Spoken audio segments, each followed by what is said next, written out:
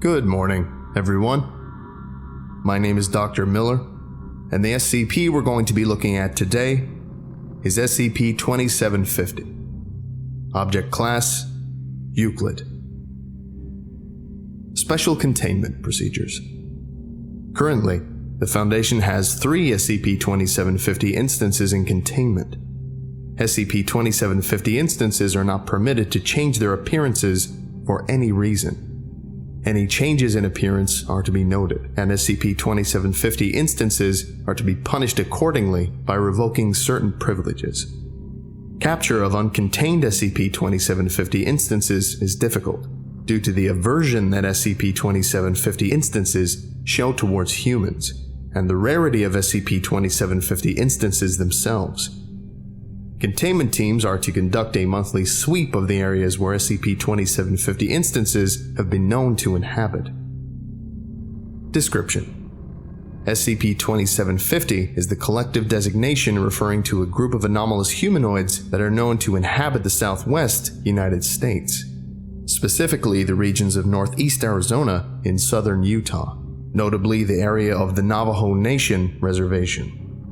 SCP-2750 specimens heavily resemble non-anomalous humans of Navajo descent. Following this trend, SCP-2750 instances invariably wear clothing and masks associated with Navajo culture of the 1800s. Beyond their stated anomalous properties, SCP-2750 instances resemble normal humans from a biological standpoint. SCP-2750 instances demonstrate the ability to change their appearances and body shapes to various animals found in the southwestern United States, particularly those that are prominent in Navajo culture, such as coyotes, foxes, wolves, eagles, and crows. This effect is voluntarily triggered, and all captured SCP-2750 instances have shown the ability to change into at least 5 different animals, though field reports have suggested that certain instances possess the ability to change into 9 or more different animals. All SCP-2750 instances possess eyes that resemble their favorite animal to mimic. Despite possessing animal-like eyes, most SCP-2750 instances demonstrate normal human vision. It is currently estimated that roughly 100 SCP-2750 instances exist outside of containment. SCP-2750 instances have been noted to travel in migratory groups pursuing a hunter-gatherer lifestyle. Interviews with captured specimens suggest a tribal structure akin to that practiced by the Navajo people in the pre-Columbian period. SCP-2750 specimens have shown extreme aversion to human contact. SCP-2750 migration patterns specifically avoid any sign of human settlement, and all discovered instances seem to have instinctual fear of humans. Despite their close proximity to the Navajo Nation reservation, no SCP-2750 instance has ever been found within the territory of the reservation itself. No SCP-2750 instance has been encountered in the field since 1983, though signs of habitation from SCP-2750 have been found, such as the remains of campfires, tracks, and temporary encampments. SCP-2750 instances demonstrate expertise in many bushcraft skills, which is believed to have given them their ability to evade Foundation capture. To date, all known captured SCP-2750 specimens were impaired in some way, such as by disease, injury, or exile from SCP-2750 society. Accounts of SCP-2750 have existed since the 17th century, when European settlers first made contact with the Navajo people. Said people gave the first description of SCP-2750 to a Catholic missionary by the name of Ferdinand Cortez, which is currently the oldest record of SCP-2750's existence. The noteworthy portion of his letter is transcribed here, translated from Old Spanish. Following the meeting, the natives described at length some manner of beast that plagues them much viciously. They call it a Yi-Nald-Lashi. From what I gathered, this creature endeavors to invade the privacy of their homes to devastate the people within. The beast is of a mindless temperament, aggressive and deadly. In addition, these beasts may adopt the skin of all varieties of animals to bewitch the minds of men, as well as calling in a voice so pure and innocent a man would not dare to question it. Some prefer the skin of a human, while others prefer the ways of the common animals. I am most worried, however, by their claims as to the unholy abilities of these beasts. One of their shamans swore up and down that they could know whatever a man was pondering with the lightest force of will. Should one of them glare at any poor soul, the unfortunate man shall lose control of his limbs and mind. Had I not witnessed one of these monsters with my very own eyes, I should not have believed such an outlandish story. I am of the opinion that these Naldlashi present nothing less than a highly dangerous threat to the peace.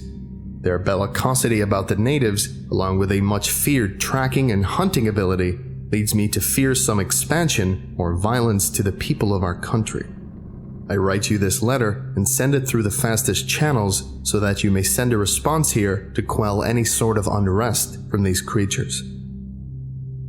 SCP-2750's existence to the public has been concealed under the Patterson-Gimlin Protocol, which has successfully decreased knowledge of SCP-2750 to the point of cultural fiction. Cultural knowledge of SCP-2750 among the Navajo people persists, though this is mostly for historical purposes, and not due to the active belief in its existence by the majority of the population. Active enforcement of the Patterson-Gimlin Protocol for Navajo groups. Additional SCP-2750 documentation. During transference of SCP objects from SCP to Foundation control, numerous documents were discovered that pertained to SCP-2750. Upon review by the newly established Foundation's Ethics Committee, these documents were sealed from general viewership. They have been reproduced here in their entirety. Document 2750-1. This document is continued from the earlier letter presented in the description. Furthermore, the shamans begged us of our support in eradicating these creatures from the earth. Being as we are in need of allies in the region, I saw no reason not to accept the medicine man's offer and be rid of a dangerous beast at the same time. The Naldlashi seem to live in some savage tribal cult, much like the natives themselves. I am of the opinion that this requires more investigation, so we ought not be caught in an unpleasant situation where we know nothing of our foe. Document 2750-2. The following is a telegram dated September 2nd, 1877, approximately 3 months after the above letter is believed to have been sent. Field report. Initial assault successful. Stop. Casualties minimal. Stop. Complete surprise. Stop. Native allies pleased. Stop. Cavalry fortifying. Full stop. Document 2750-3. The following is a telegram dated to September 5th, 1877. Field report. Devastating counterattack. Stop. Animals in camp attacked. Stop. Casualties high. 89 killed. 289 wounded. All forces retreating. Stop. Immediate reinforcements requested. Full stop. Document 2750-4. The following is a series of telegrams found archived together. They are dated December 7th, 1857, March 7th, 1857, and June 7th, 1877 respectively. Field report. Quarterly casualties. 43 killed, 90 wounded. Stop. Native casualties. 87 killed, 192 wounded. Stop. Enemy casualty estimates 125 killed, 502 wounded. Stop. Fortifications in place. Stop. Constant raids. Stop. Cannot progress into enemy territory. Stop. Request artillery. Full stop. Field report. Quarterly U.S. casualties. 26 killed, 75 wounded. Stop. Native casualties. 63 killed, 143 wounded. Stop. Enemy casualty estimates. 89 killed, 297 wounded. Stop. Successful use of artillery. Stop. Advance. Good. Stop. Disease spread in enemy. Stop. Expect quick victory. Full stop. Field report. Quarterly U.S. casualties, 182 killed, 782 wounded. Stop. Native casualties, 409 killed, 873 wounded. Stop. Enemy casualty estimates, 831 killed, 1,076 wounded. Stop. Enemy offensive, bloody. Stop. Request more troops. Stop. No trust animals. Full stop. Document 2750, 5. The following is a letter dated to November 25th, 1877. It is believed to have been addressed to Territorial Governor John Orville. Director Orville, the Naldlashi War is concluded to our success. Were it I to choose, though, success is a poor word. Heavy Naldlashi resistance is all but gone, as all leaders are dead or captured. Yet for this cost, we paid nearly 400 lives, and our allies, more than 1,000. We counted and burned over 2,000 enemy corpses. I fear that sporadic war will continue for years to come, until the enemy is totally eradicated, but seeing the strengths of this foe, it may be many, many years until it is truly over. I hope it was all worth it, John. Colonel William Tyson, 7th Cavalry Regiment. Document 2750, 6. The following is an interview with the first captured SCP-2750 instance. The instance was captured following a battle between American militia and an SCP-2750 raiding party. The instance spoke exclusively in the Navajo language. The interview has been translated from Navajo to English for ease of access. Playing log, now. Damn you. Damn you all. And may Teal Sodii drown your children. The fire of Ashkizini will purge your souls from this world. Please, calm yourself. You dare speak to me in such a manner? You, who speak the language of the Dene, yet betrayed our people so. Who are you to speak to me? You are nothing to us, and your punishment will be swift once you die. I do not understand what you're saying. Do not mock me, snake tongue. I'm not mocking you. Please. Lies. First you shun us for our arts and gifts that you so jealously coveted. Then you attacked us, provoking ceaseless warfare that has devastated us both. Then you twisted us into unimaginable monsters in order to destroy us. And now you have the gall to insult me so. I do not understand what you are saying. Can you elaborate? I have heard what you have said of us. You called us mind breeders and violent beasts, as if we were no better than the worms that crawl through the earth, and some sort of creature that was devoted to evil. Our people are dying thanks to your lies and envy of our gift. Blood is on your hands, brother, and our people will have our vengeance for it. Patterson-Gimlin Protocol. The Patterson-Gimlin Protocol is currently in effect for SCP-2750. Active awareness of SCP-2750 is to be encouraged as a cultural phenomenon due to the inability to properly contain awareness of the anomaly at this present stage. All personnel should consult the Procedural Handbook for General Containment for more information. Director's Note, 2750.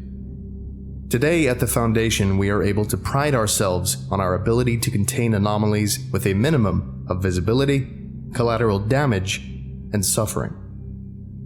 This, however, was not the case for one of our forebears in the American Theater of Anomaly Containment, the American Secure Containment Initiative. From time to time, we rediscover artifacts and anomalies that were badly butchered thanks to 19th century containment quackery and political motivations. It is our duty to clean up these messes of our ancestors. SCP-2750 may be the most blatant example of this.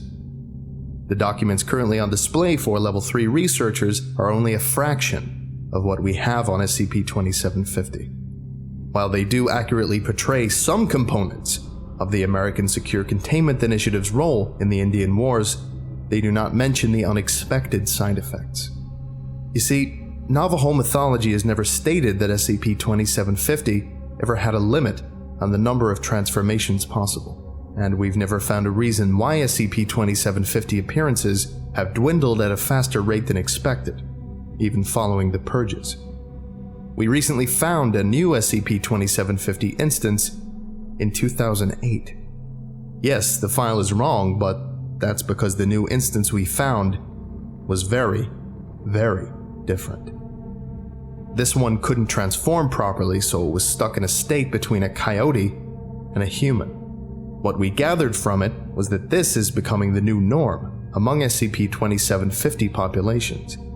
Apparently, the factor that allows SCP-2750 is to some degree genetic. The dwindling genetic pool has led to inbreeding that causes improper transformations. In addition, the increasing difficulty of finding game to hunt in the American Southwest has caused a dramatic decrease in SCP-2750 populations. The previous site director and the security committee that he assembled deemed that further knowledge of this development would be dangerous to site morale and chose not to reveal this information publicly. The last thing we need, he said, is more researchers taking pity on anomalies. Indeed, we are not kind to anomalies that we contain, and we do not seek to humanize them. However, we do not destroy our anomalies. We treat them in a logical manner. In this particular case, the wholesale destruction of an entire anomalous population thanks to political motives and shoddy evidence is inexcusable. Never forget the consequences of your decisions. Anything you choose to do here should not be taken lightly. Jeremiah Whitfield, Site Director. Well, now I'm just depressed. Thank you all for listening, if indeed you still are, and you're all dismissed. Go away. I would like to give a special thank you to Slump God, Justin Day, John O. Porter, Fluffy, Pierce M. Hamlin, White Crew, Beware 600, my archive curator Nick, Tyver Ball, Cody Tench, Cheese Whip, Dips McGee, and Oblong Doucheboy. If you would like a special thank you at the end of each of my videos, and some other cool stuff as well, visit patreon.com/TheVolgun. Thank you.